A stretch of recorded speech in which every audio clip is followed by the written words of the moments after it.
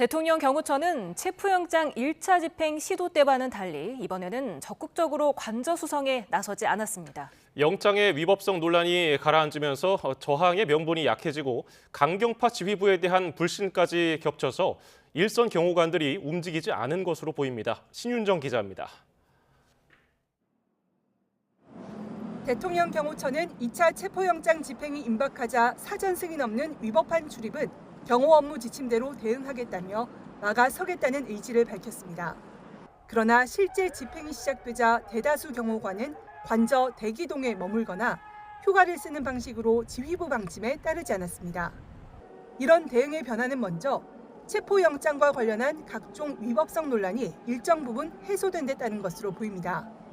지난 3일 1차 집행 때는 공수처 관할이 아닌 서울 서부지방법원에서 형사소송법 적용 예외 조항이 담긴 영장을 발급받아 위헌성 논란이 제기됐습니다.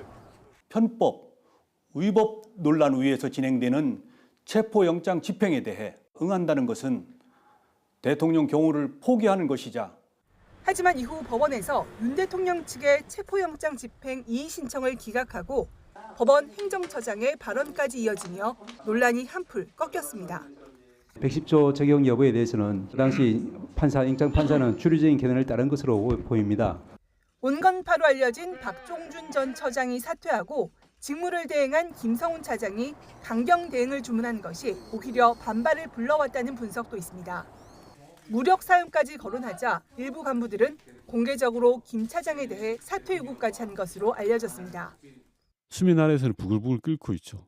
그러니까 일부 수뇌부들에 대하여서 지금 벌이는 이 망언과 행동에 대해서 굉장히 불만이 많다는 겁니다. 여기에다 공수처와 경찰이 영장 집행 저지에 나설 경우 특수공무집행 방해 혐의로 처벌할 수 있다며 압박 수위를 높인 것도 영향을 미친 걸로 보입니다.